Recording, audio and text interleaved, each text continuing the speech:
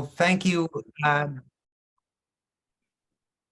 Thank you very much to everybody for joining today's call. We have over 50 participants on the call so far, and others may join in the next couple of minutes as they realize it's past the top of the hour. Today's webinar is broken into two portions. First is the presentation of the CPA Alliance annual awards, and that normally takes about 15 minutes, and then we'll flip over to the second major part of today's webinar, that which will be a discussion about the recent expansion of the CPACE program in Pennsylvania. And for that second portion, Nicholas will be moderating the discussion with several of our experts who kindly agreed to join today's call. So this is the fourth year that CPACE Alliance has made awards. And for those who are interested in historic perspective, the prior awardees are all displayed on our CPACE Alliance website with a description of the work that earned them recognition with the CPACE Alliance Award in prior years. The industry of CPACE financing, I think it's fair to say, is still very much developing and evolving. In the world of commercial real estate finance, CPACE is still the new kid on the block, and most of us are really aware of only that portion of the CPACE transactions that flow across our desktops, either because you may be a capital provider, you may be a CPACE administrator, you may be a property owner and developer, whatever perspective you have on the industry, chances are it's a partial view of the industry as a whole. So one starting point is to ask ourselves, what do the data tell us about the overall scale of our industry? A few weeks ago, CPACE Alliance surveyed program administrators to gather data on the big picture. And I want to acknowledge the crucial role played by program administrators and say thank you to program administrators for responding to our survey. The results were that total CPACE financing, covering the very first transaction over a decade ago, all the way up through year-end 2022, totals at least $4.9 billion. And I say at least because there were a couple of smaller program administrators that had transactions that we were not able to reach. In 2022 alone, just that 12-month time period last year, CPACE financing exceeded $1.5 billion out of that 4.9 total. And that 1.5 billion would be a new 12-month record high. That volume in 2022 is more than 30% of the volume for the entire history of the program. And so the data is clear. The industry is definitely expanding.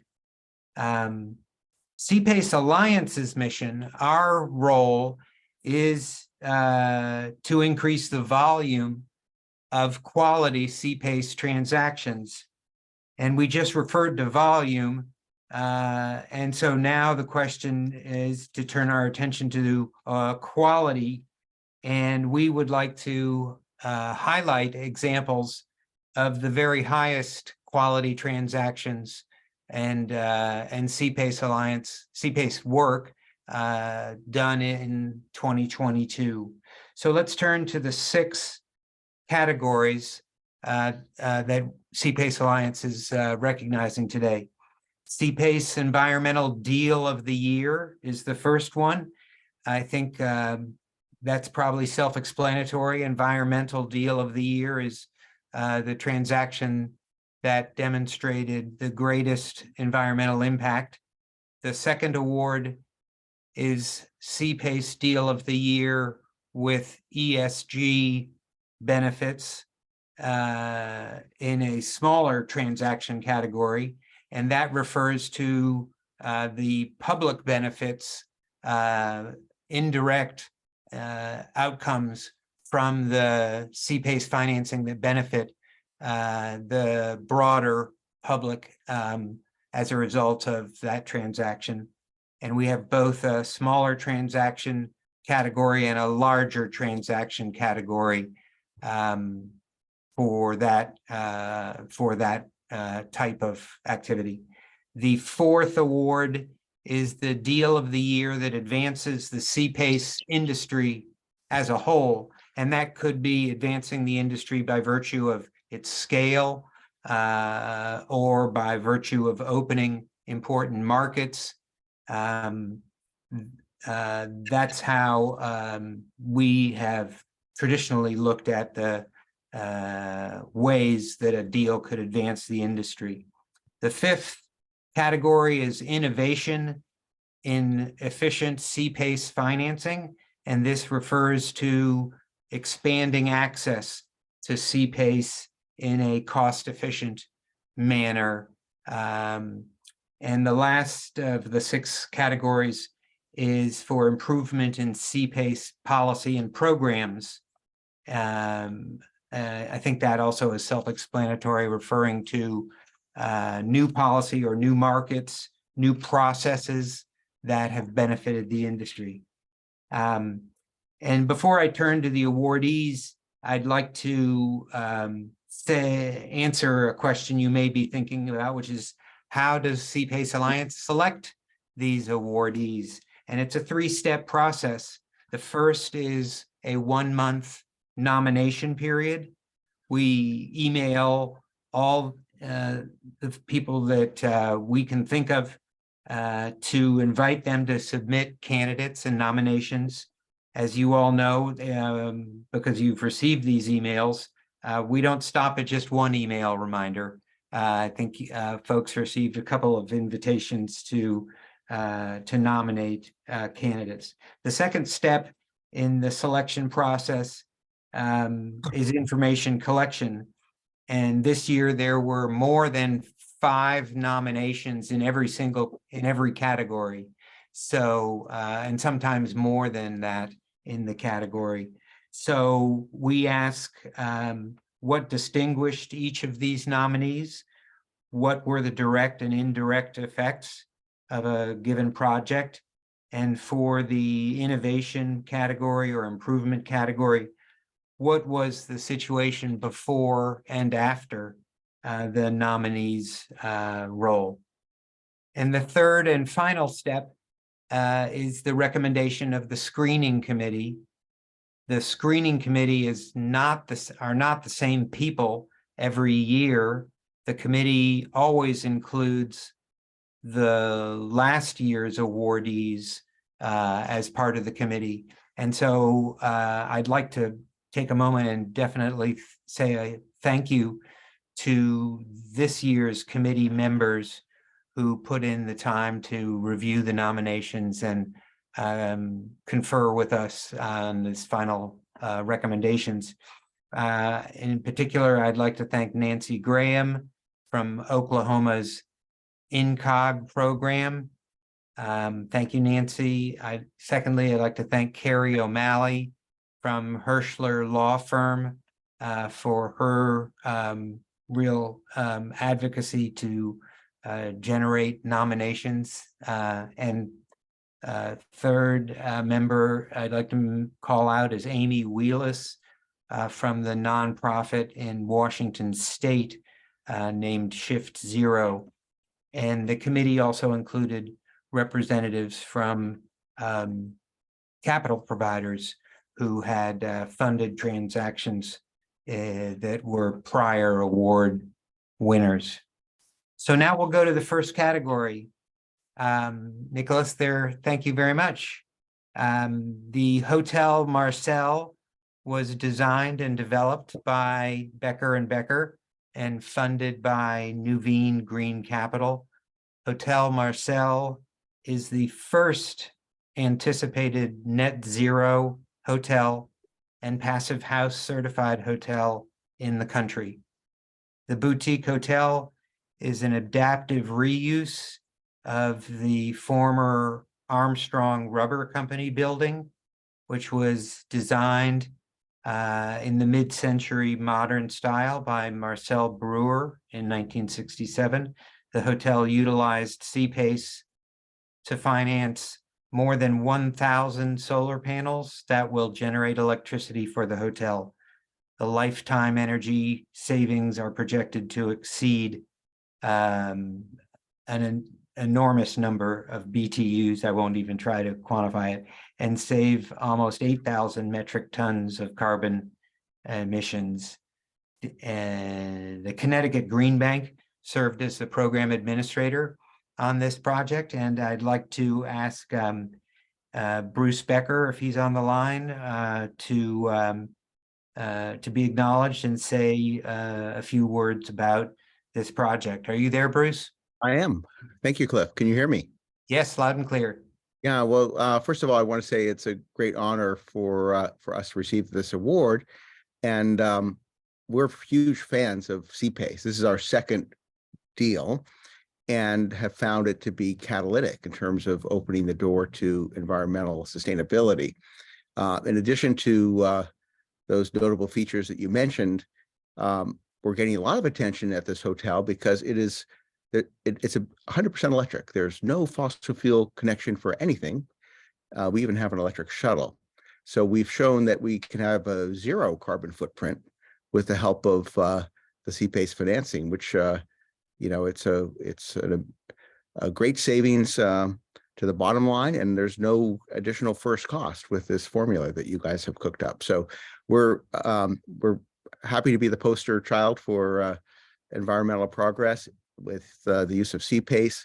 And I'm actually here up at UMass Amherst talking to a large group about the hotel, and I'm happy to be an evangelist for you because I think this is the program that can actually get us to reduce our carbon footprint, particularly with a hotel,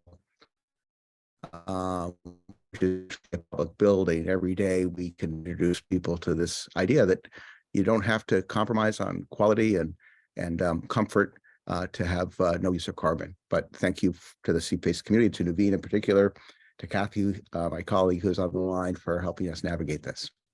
Thank you very much, Bruce. That's much appreciated. You're eloquent. And if you have any clients or colleagues that have any doubts about sustainability or the value of CPACE, have them come to Hotel Marcel. We're right next to the Amtrak station and off the highway in New Haven, Connecticut. Thank you. Mike Doty, are you on the line from Nuveen Green Capital? I want to recognize Nuveen for funding this transaction. Are you there? I'm here, Cliff. Yes. Can you hear me? Loud and clear.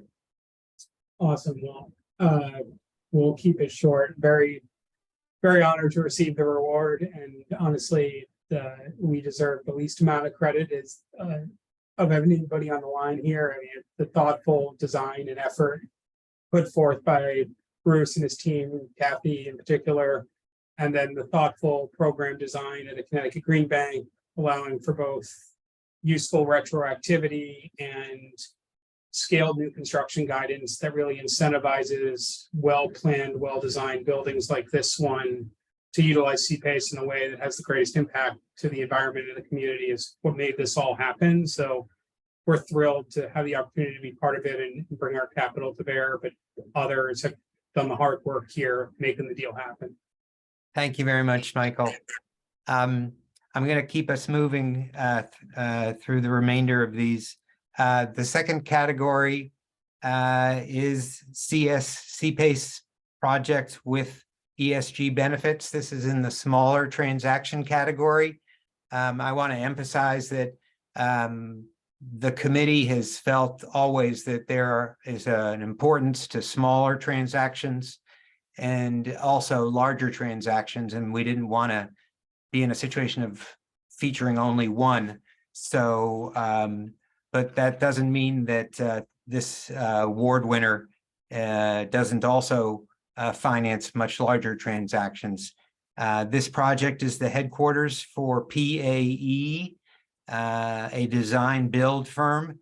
PAE designed this building to showcase cutting edge design that they could use to inspire their own clients, since they are a design build firm, inspire their own clients as they consider their projects. This building will be the largest urban commercial living building in the world. The living building criteria, interestingly, cover 7 aspects of a building's character: place, water, energy, health and happiness, materials, equity, and beauty. And Prosper Portland served as the program administrator for this project, and the project was funded by PACE Loan Group. Rafi, are you on the line? You're welcome to say a few words about the project if you wish. Yeah, thank you, Cliff, and thank you to the CPA for this award. It means a lot to us, and this has been a tremendously fun project to be involved in.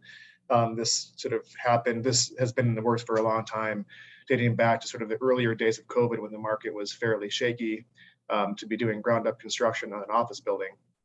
But we were able to kind of come together here and bridge conventional bank financing with opportunity zone fund equity and CPAs to get this project funded and closed, and what will now be the largest living building in the world. And it's definitely a special thank you to Shelley Hack at Prosper Portland, the administrator of Multnomah County, who I believe is on the call as well. They have been a tremendous partner with us on this deal and several others. So thank you, Shelley and Prosper, and thank you, CPA. Thanks, Rafi. We'll go to the third category now. This is CPACE with the ESG benefits large transaction category.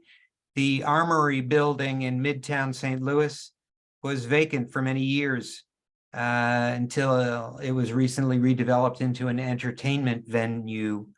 The Armory was built originally in 1938 for the local National Guard. And over the years, the building has served or housed the St. Louis Tennis Club, bowling tournaments, sports leagues, and concerts. After this $60 million renovation, the Armory is once again a venue for people to gather, eat, drink, and play. Significant efficiency measures were made to the building envelope, HVAC, electrical and plumbing systems, saving over $43 million versus what might otherwise have been installed. Furthermore, the Armory is expected to bring 400 new jobs to the area. The nomination specifically recognized Missouri Energy Initiative as program administrator for the Set the Pace St. Louis district, and also Twain Financial Partners as the capital provider. So I thought I would turn the microphone over first to Josh Campbell. MEI provided Missouri Energy Initiative provided a streamlined process that allowed the Armory to increase its financing amount when the project became larger scale than originally envisioned, and did so in a cost-effective and efficient way. So Josh, let me turn the microphone over to you. Thanks, Cliff, and thanks, CPACE Alliance. As said by some others, right, our role was small. I think the interesting part was that during this time frame, the district had transitioned from one administrator to another. So we were just really lucky to be able to work with the folks at Twain and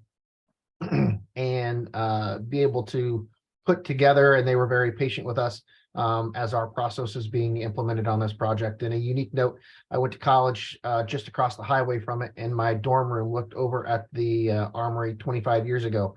And it looks a lot different now, which is really good for that area. So thank you. Excellent. Andy Weber, are you on the line?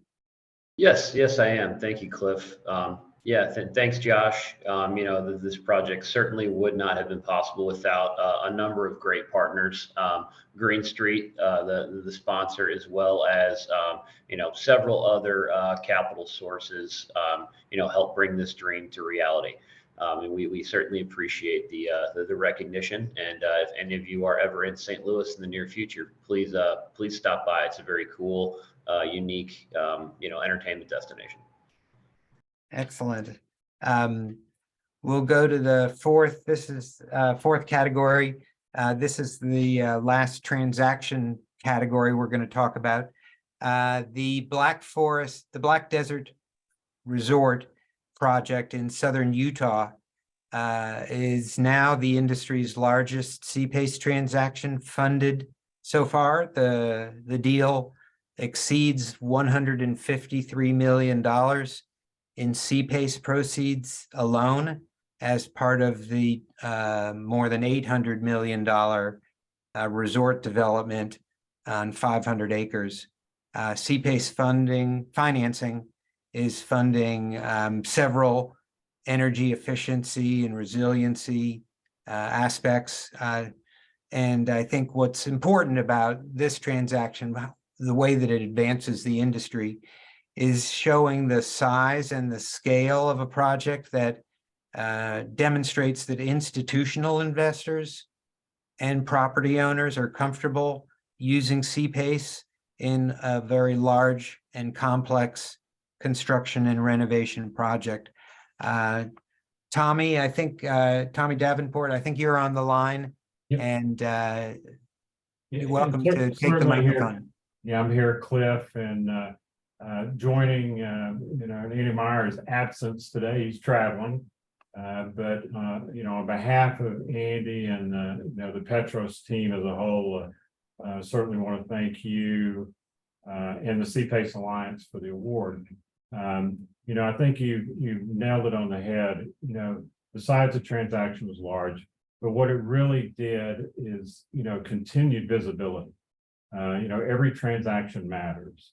As to what we do to and all of us in the CPACE Alliance playing a role in advancing not just the CPACE market, but advancing the CPACE Alliance. And from that perspective, it's good to play a part in helping that overall story. So again, on behalf of the team, and certainly thank you to the program side for a very efficient process on getting this transaction done, based on the complexity of size, et cetera. Thanks to all for recognition. Thanks, Tommy.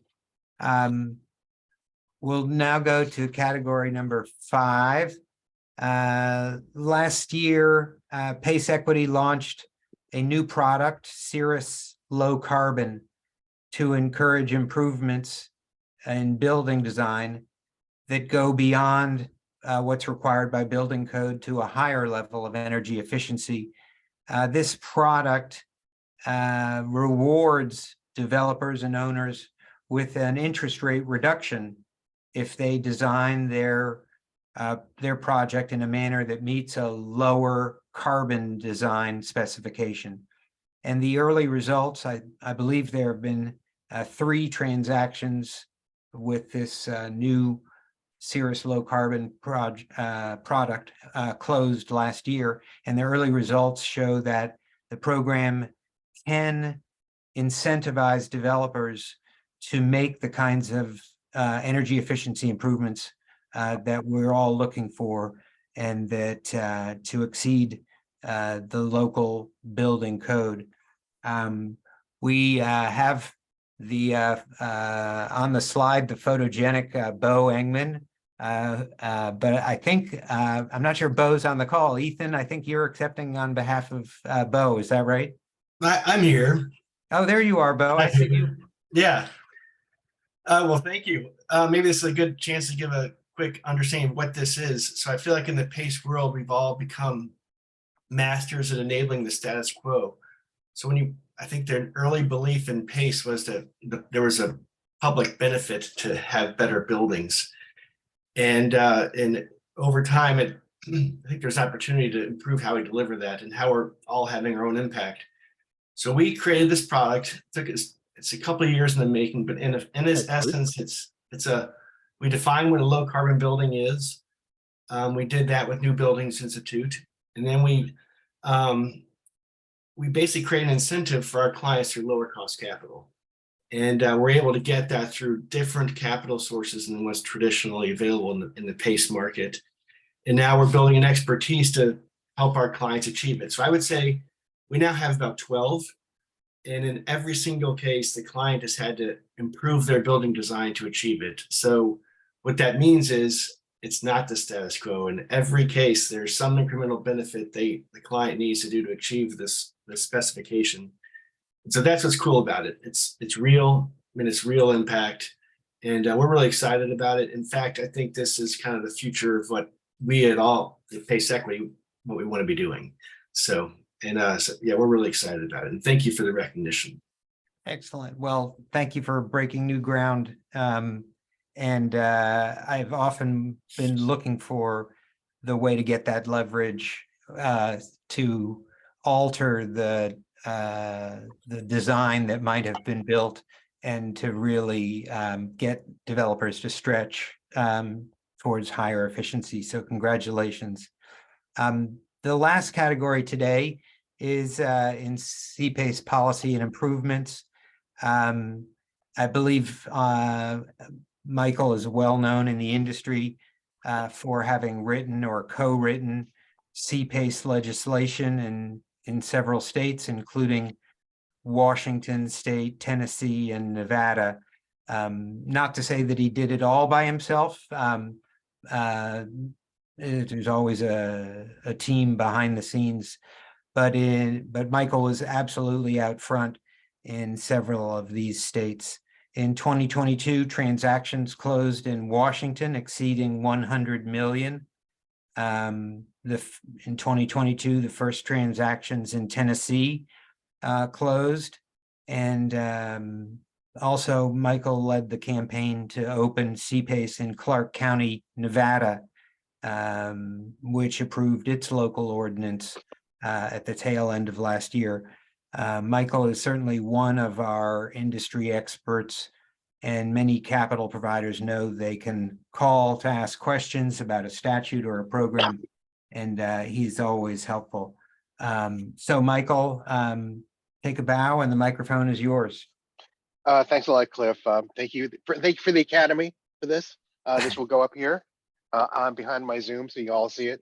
But this, as Cliff said, this is really a team effort in a lot of different ways. I want to thank Petros for giving me the leeway to sort of go off on my own and run around doing crazy things in different states, sending me to Hawaii and other strange locales to get this thing done. But this is really about how we grow our industry, and it's been very important to me for my previous experience with PACE that we get out there, we get new states, we get new programs, we get it done in a way that is fast and efficient, that works with the programs and helps them and working with them to create the best kind of programs that we all know can work. So people like Bo and Rafi and others can have the ability to be creative, Nuveen as well, to be creative and get these kinds of deals out there that are an example to the rest of the country about what it is that we can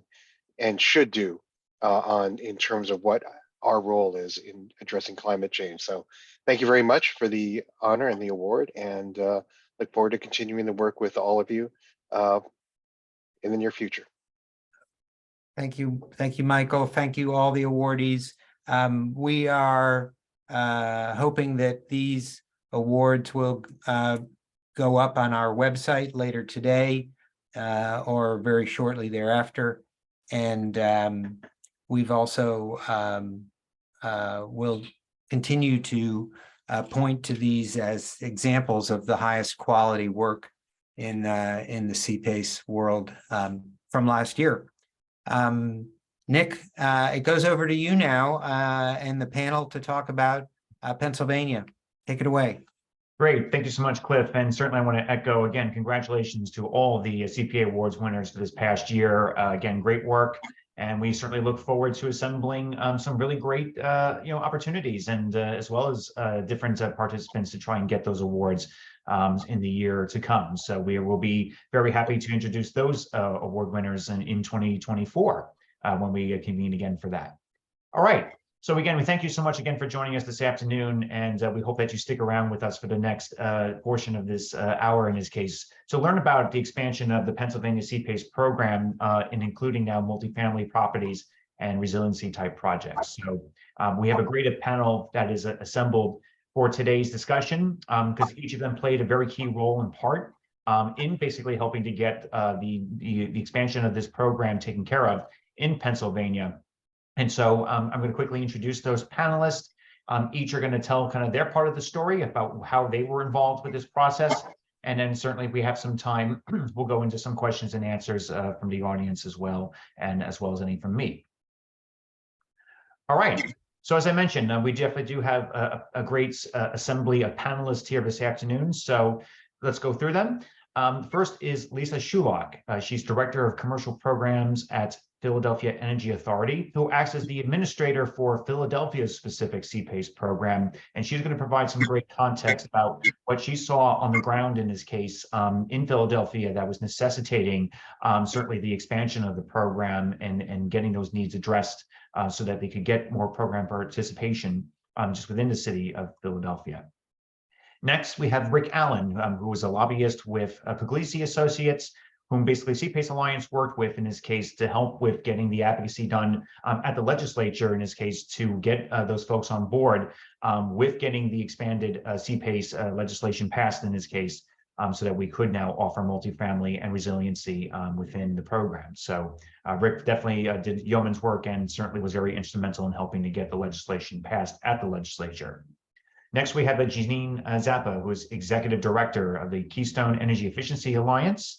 Janine played a very pivotal role as an advocate in the clean energy space in Pennsylvania to coalesce a whole grouping of people, in this case, who was necessary to place the appropriate pressure on legislators and other key stakeholders to help with getting the CPACE legislation passed in this case to expand the program. So she'll touch certainly on that aspect of it about the advocacy.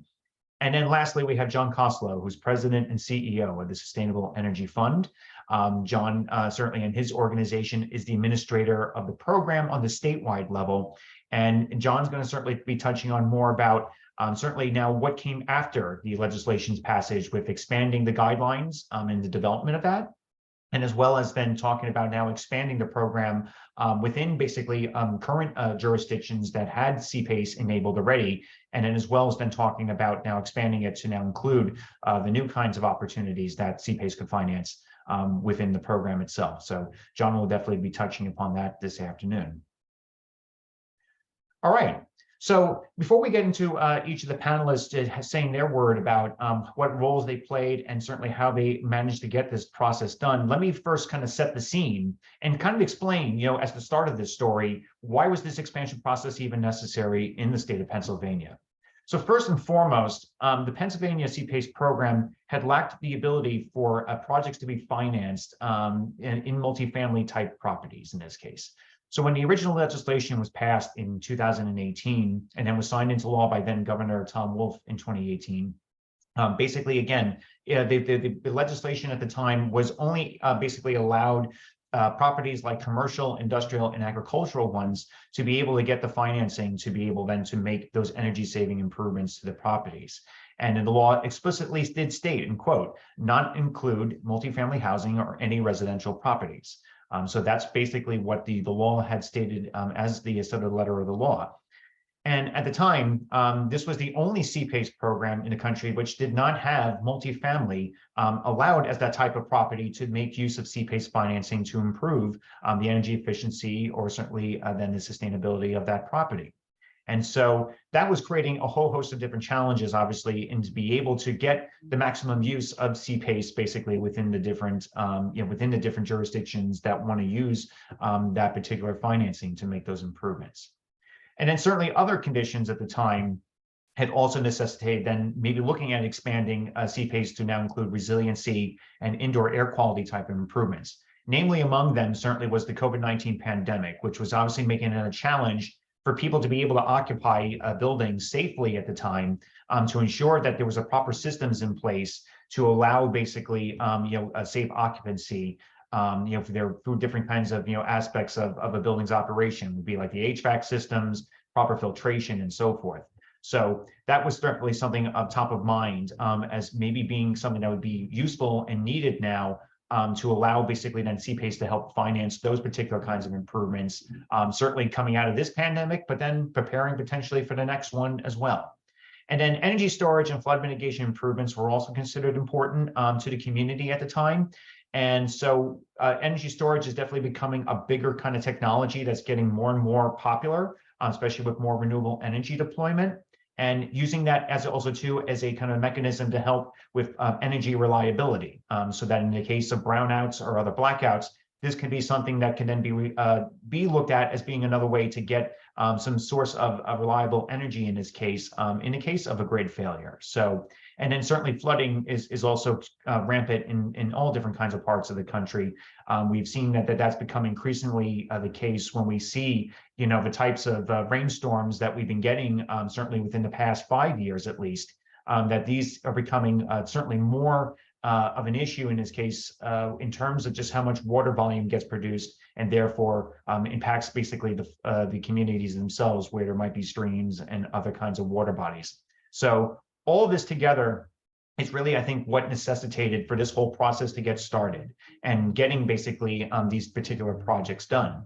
And so with that, I'm going to turn the microphone now over to Lisa Schulach, and I want to just basically then, it's a way to continue this story, just to get one administrator's viewpoint about then why basically there was a motivation to get the CPACE expansion done, and what was she seeing on the ground with Philadelphia's program about why this was needed. So Lisa, go ahead and take it over and to give us that perspective in terms of what you saw on the ground. Great. Hi, good afternoon, everybody. Good to see so many of you here today, and thank you, Nick and Cliff, for highlighting the Pennsylvania program. Appreciate it.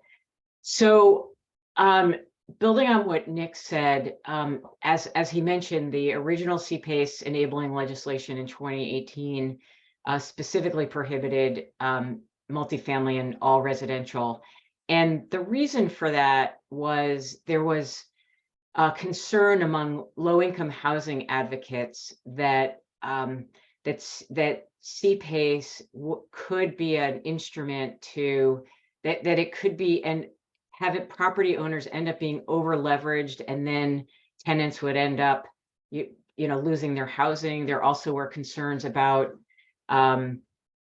rents going up because of CPACE financing. And I wasn't involved at the time. You're going to hear from Rick Allen, who was, in a few minutes. But my understanding is that there was a lot of confusion about CPACE and with RPACE, and they're just that the decision was made that if we were going to get CPACE enabled, we had to agree to that exclusion. Otherwise, it just wasn't going to work. But nearly as soon as we got the program going in Pennsylvania, a new effort, we started a new effort in 2020 to expand and to educate the housing advocates about why residential PACE is different than CPACE, and what protections really are in place in the unlikely event of extremely unlikely event of a default that would be caused by CPACE being added to a property's capital stack. From our perspective in Philadelphia, the reason it was important to really push for this legislation, and we got huge amount of support from the CPACE Alliance to make it happen is it's by far the largest amount of development and major renovations is multifamily housing in Pennsylvania. I mean, in Philadelphia. I don't know the exact numbers, but if you were to open up any real estate section of of the Business Journal and look at all the new developments, it's a large number of them are multifamily and have been for a number of years. And so we just saw this big gap that wasn't being filled potentially by CPACE. And then the other thing is we had to do these complicated workarounds for building owners who did want to use CPACE in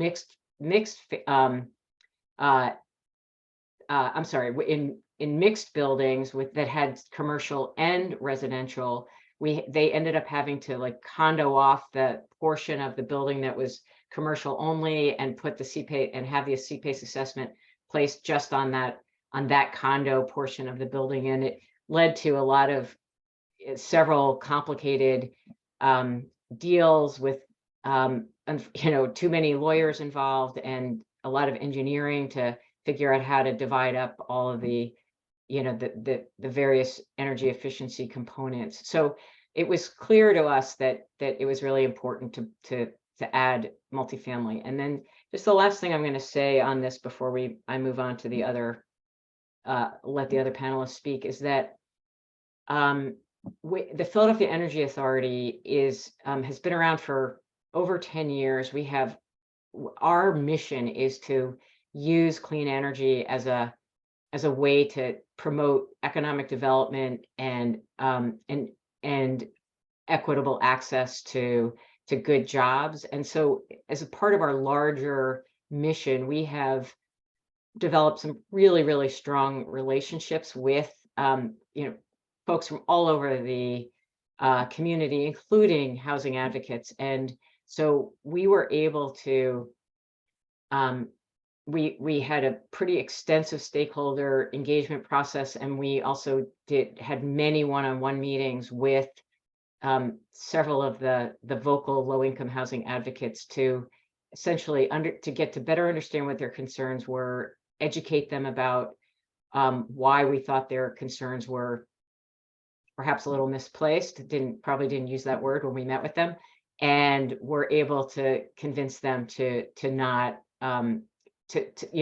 oppose this legislation. And so we feel really good about that process. It was really quite, all of the people you're going to be hearing speak today and many others were involved in this process and feel really good about the outcome. And as Nick mentioned, we took the opportunity while we had CPACE before the legislature to add resiliency and indoor air quality as additional measures. And we're love to talk to others about how you're doing with if you have any projects that you've used that have been resiliency projects that have been funded with CPACE.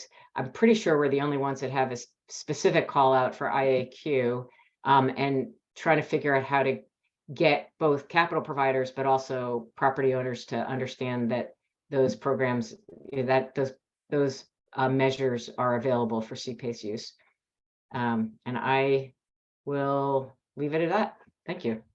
All right, well, great. Thank you for that perspective, Lisa. I think that's all very helpful in terms of giving that perspective of what an administrator was seeing on the ground and what maybe necessitated the expansion. So with that, let's get the lobbyist perspective, all right? Because I know, Rick, this was a Herculean effort to get this done. But basically, just summarize for us really, what did it take to get the amendment passed, and what were some of the main issues that we had to overcome as the industry to help with getting this legislation passed? So let's turn it over to you. Afternoon, everybody. You were not being short on that being Herculean by everybody. I think when you want to answer the question, what did it take to get the amendment passed? 2 words: commitment and perseverance by the coalition. We were very, very fortunate to have a very strong, knowledgeable, and again, committed group to work with. We were, just a little background here. We were involved back in 2018, working with Kia and Greenworks on the issue. And I have to say that when the issue came up of potential RPACE, it became a real problem here, not just with the housing advocates, the legislators, and so on. So yes, it was a potential problem, and we dealt with it then. We were lucky. Senate Bill 234 passed to become Act 30.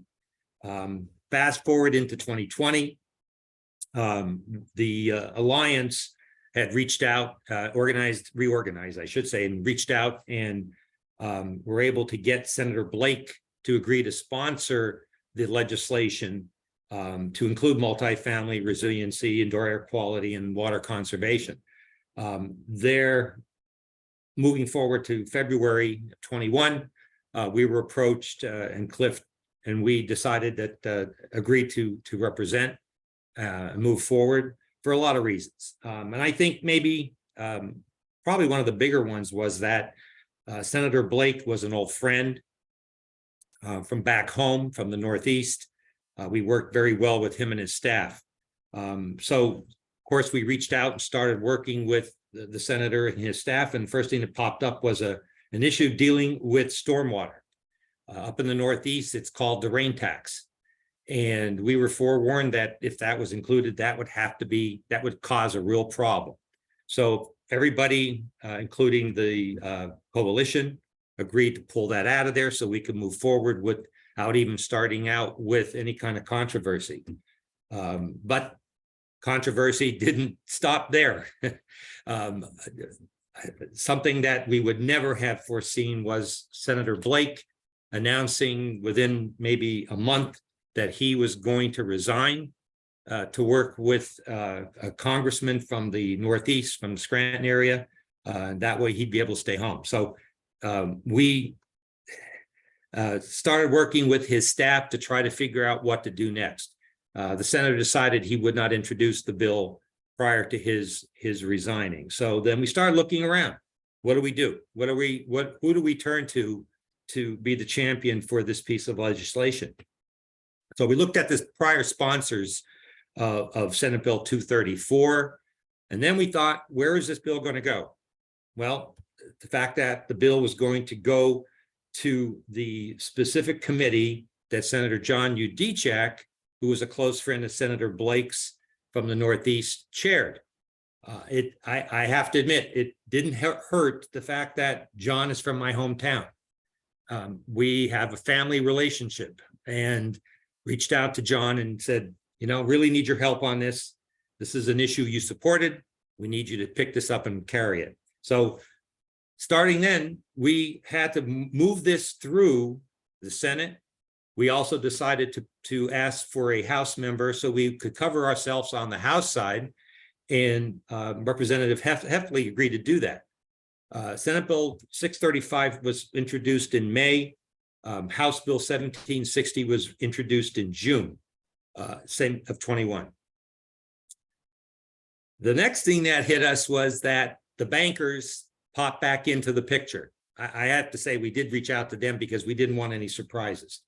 So the issues that, as you see here in regard to the advocates, we had talked to them, but I give all credit to our members of the coalition, and especially those in Philadelphia, for working out the issues, assuring the housing advocates in Philadelphia, and of course those that they represent, and those representing statewide, that what we were working on and what we weren't going to be doing that would affect them. We had to turn our attention for the next 2.5 months of intense negotiations with the bankers. We did this in 2018. I have to say that they were difficult then. They were difficult this time around, but we stuck with it, and we said that we weren't going to walk away from this, and that they had to work this out with us. The topics were varied in what they saw as issues to their lenders, from whether it was qualifying or real property definitions, whether it was 5 versus 10 units, the condos, possibly mixed use, the lien language, and the resiliency language. All of those were redrafted to not only their satisfaction, but also to our members' satisfaction as well. They were very difficult the first time around. They were very difficult the second time around. But I would say a few of those the second time were the same people we dealt with in the first passage for Act 30 in 2018. This issue was not a controversial issue, meaning the amendment to Act 30. What we got caught up in were politics, and politics within the legislature. When taking the Senate bill was introduced in May of 21, it didn't pass till June 30th of 22. That's sort of a long time. Sometimes things get done a lot quicker. House Bill 1760 was stuck 4 or 5 months in the House before we could get it out of the House and over to the Senate. It was pretty much agreed among the legislators, and I have to give both Representative Heffley and Senator Udicek credit. They told each other, I don't care if it's your bill or mine, which helped us out tremendously. The gentlemen, and they were true gentlemen on working on this, said, let's just get this done. So their help was immense in trying to move this through. Unfortunately, late in 22, Senator Udicek's bill got held up by the committee chair, who said he would not move the bill out unless one of his bills were moved in the Senate side. Having the majority leader in the House and myself go to him and hearing the majority leader tell him, I want you to move that bill, he still would not move it. And that's, unfortunately, legislative House operations, they cannot force him to do that, other than threatening to remove him as chair, which that would not happen. So this became more of negotiations within the legislature, getting it out of committee. We got things resolved with the bankers. We thought, and luckily we had the housing advocates comfortable in what we were moving forward.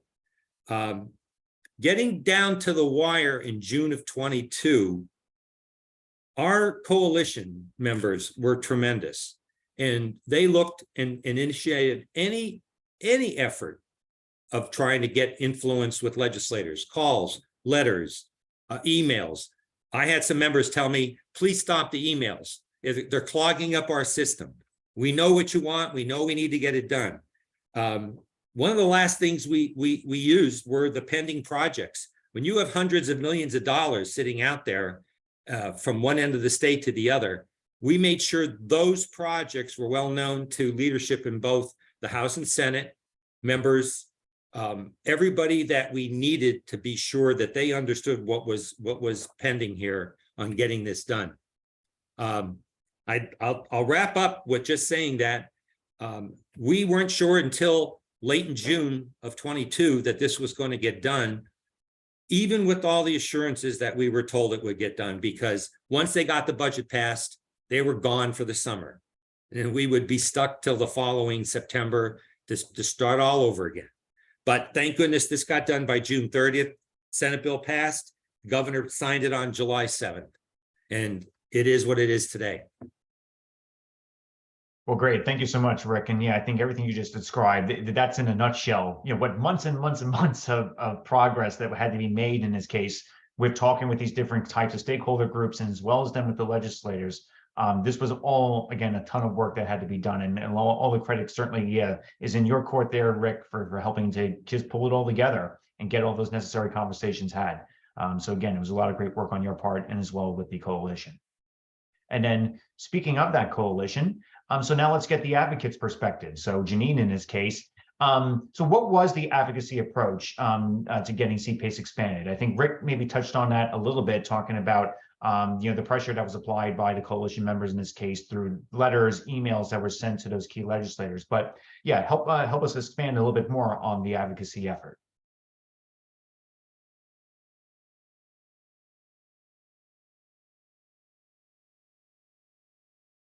Janine? You might be muted. There we go. Sorry about that. Hi. Thank you, Nick. So I'm Janine Zappa with Keystone Energy Efficiency Alliance. We're a trade association of energy efficiency businesses in Pennsylvania. And why I mention that is for us as business voices, the ability to finance projects and improvements like this, which frequently are the first thing to get cut, as you all know, is critical. And so our ability to, as Rick noted, make calls, have business members express interest, have sign-on letters, and catalyze partners with business constituencies into that level of support was, I think, an important component of getting this over. Lisa and Rick have already touched on some of the things I had anticipated addressing, but I'll just say quickly, right? We were a key player in the original legislation. I want to give credit to my predecessor, Matt Elliott, and Julian Boggs, our prior director of legislation, and then Leanne Leiter. We now have a whole different team, right? You know, this was a journey for us, but it was such an important tool for our business members. So one of the things that I just want to really underscore about that Lisa talked about was the concern that was raised by housing advocates.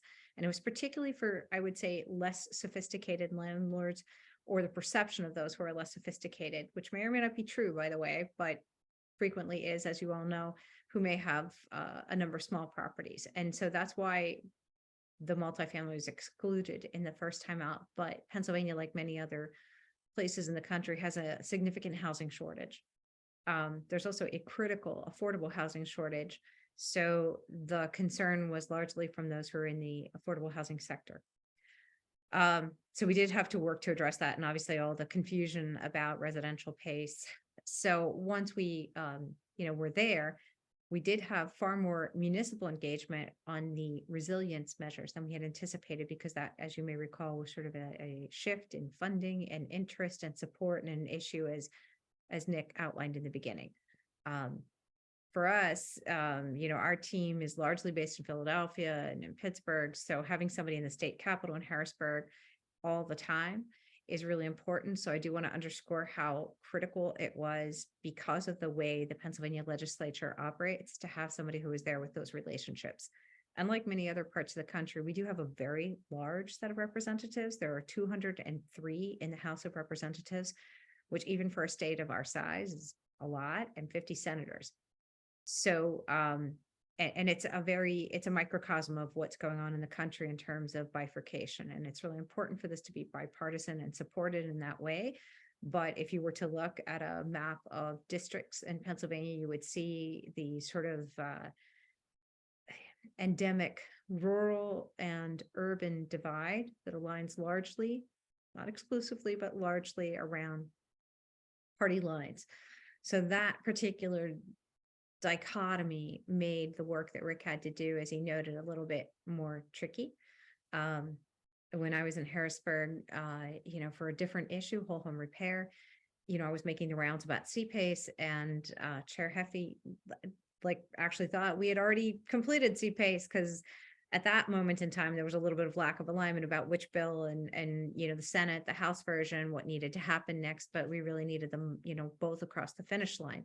So sometimes even just the hiccups of the internal mechanics of a large legislative body are important to stay on top of. And then Rick and I were chatting outside on the steps that day. So it is that level of paying attention that is necessary, and that level of engagement. And I would say that in Pennsylvania, RGGI was a particularly regional greenhouse gas initiative was being discussed at that time. It was passed via executive order, and not germane to this discussion, but it was because it became a hurdle in the brokering of what was going to move in which committee, because RGGI had become such a polarizing item in the legislative body itself. So I think our takeaway is that it doesn't matter if there's support for your bill, it matters what else is going on, as Rick indicated. And so because of that, it did take longer than we had anticipated, but we're thrilled with the outcome. I'm so excited to see the awards that were noted today, because these are really signature projects, and that's the kind of work that can be done. And I would say we are now working with the Sustainable Energy Fund, as we did before, county by county. As you guys know, or maybe you don't, I don't know how this works elsewhere. So I'm just going to say in Pennsylvania, there was enabling legislation at the state level, and then it needs to be adopted by the county. The tricky part for us is that because this expansion occurred and multifamily wasn't part of the original legislation, each and every jurisdiction that has adopted CPACE previously needs to ensure that these new provisions are part of it. And they've chosen to do it in different ways. Some have been, flat out voting on it with their county commissioners, and others have been able to do it through an administrative action as an expansion. I think John might speak about that more, so I don't want to say too much more, but it's just, that's also a process. So I recommend that you be prepared for kind of the journey of getting this over the hurdle. But for us, the biggest hook, as Rick noted, was really to show that pent-up demand for development in multifamily.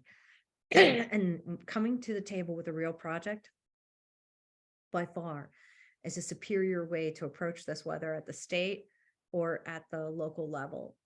So those are probably the biggest things, because, we've also found, and I'm sorry to say this to the CPACE folks, but, just the name with the word assessment in it creates a whole host of questions and education issues, because it's perceived as a tax mechanism, which it is not, but we have to regularly educate at the local level along with John's team.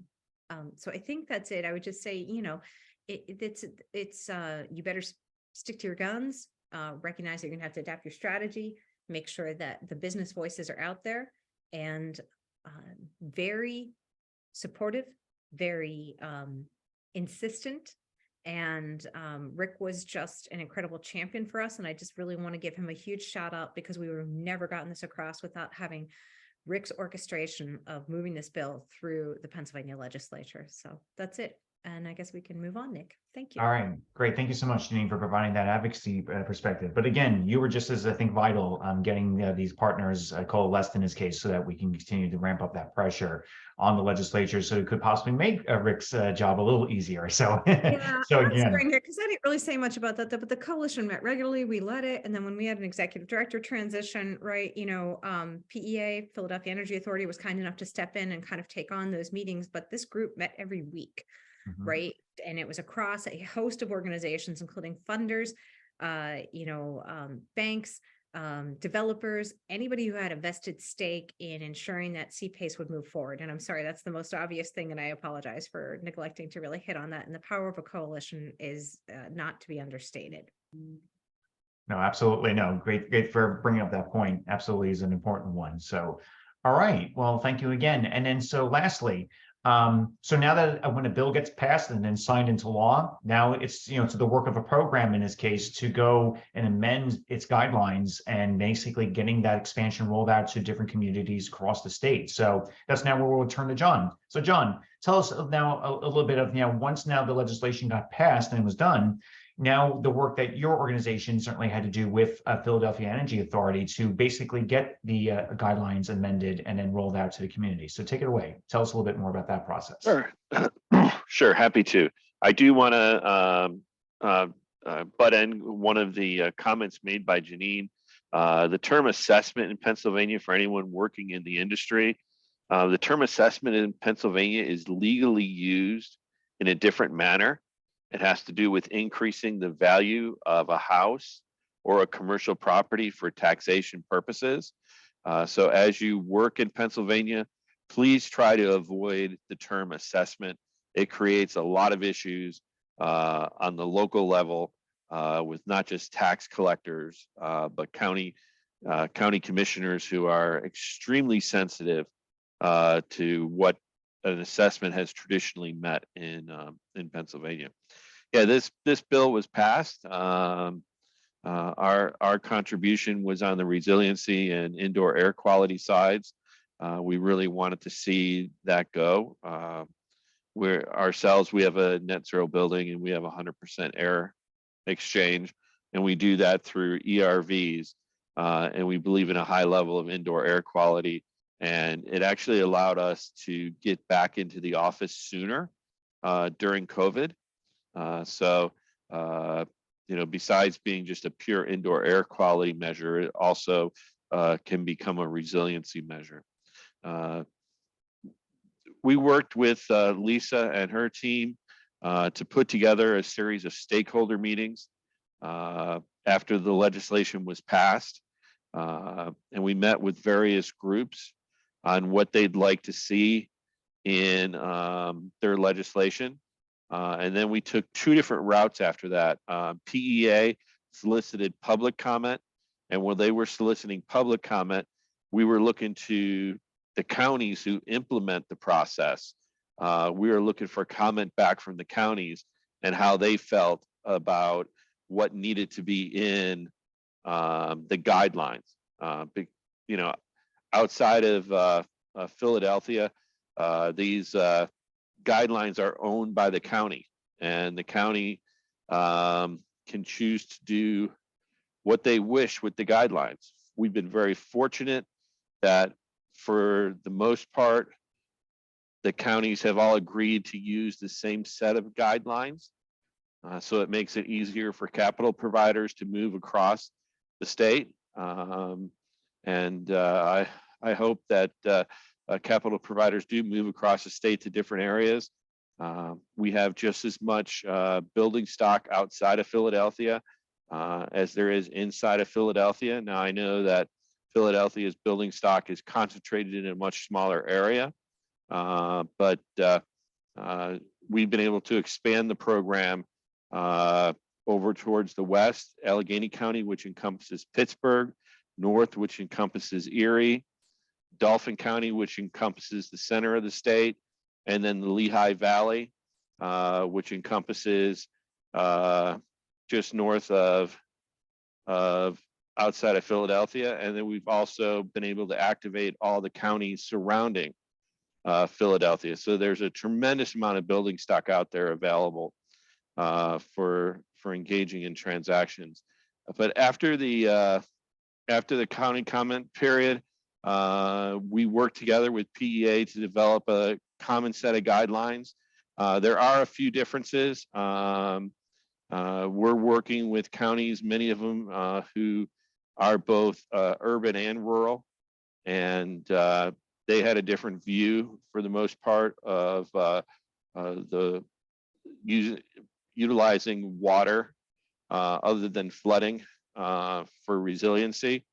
And Philadelphia had a little bit different view of that. So there's some differences if you get involved when it comes to water between Philadelphia and the rest of the state. These guidelines have been expanded. We now have the most populous counties in the state all have CPAs, and we expect this continue to grow. I think we're at 23 counties outside of Philly, 24 with Philly. And I believe the guidelines have been adopted. The revised guidelines have been adopted at 16 or 18 counties outside of Philadelphia. Many of the counties, though, have let it. That doesn't mean that other counties won't adopt it.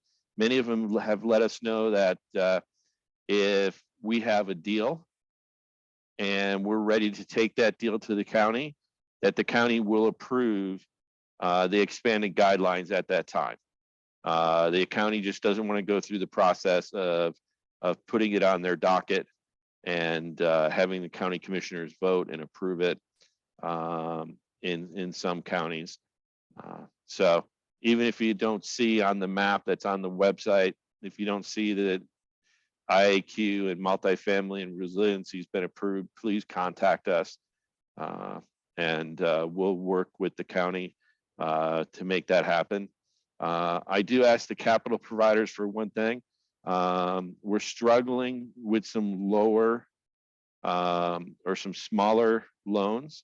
We just had a property owner from Allegheny County that contacted us, that he contacted 3 capital providers and couldn't find a capital provider that would provide $1 million loan for him. He said the lowest he could find was $2 million. So that's the last thing I have to say. I enjoy working with everyone.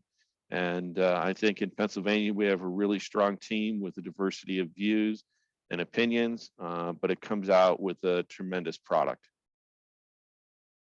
Well, great. Thank you so much, John, for providing that perspective as well on the back end. And absolutely, hopeful that you'll get a lot of activity throughout the entire state to basically make use of the financing for multifamily and as well as resiliency and indoor air quality. So we certainly wish you all luck with that process. Hey, Nick, can I Yes. just throw in something really quick? I just wanted to say, since we've expanded, Philadelphia has closed 2 multifamily deals, both by Nuveen. One of them was our largest. Oh, look at that. Thank you. Perfect. This was the first one, Somerset Station, that closed in early February, and then right on its heels, that's new construction, and then right on its heels was another project. Do you have that slide as well, Nick? I do. Okay. And this was also new construction, $40 million, which is the largest deal so far in Pennsylvania. And I think I'm looking at our pipeline, and I think there's a good chance we'll have another 3 or 4 multifamily projects close sometime between now and midsummer. Well, yeah, that's terrific, because that certainly was one of the closing questions I was going to have, was about, what kind of success were you maybe hoping to see with the expansion of the program now from multifamily into resiliency. So are there any last thoughts on that point? I'd say that probably more to John and to Lisa at this point. So what are you hopeful to see now with the expansion in place?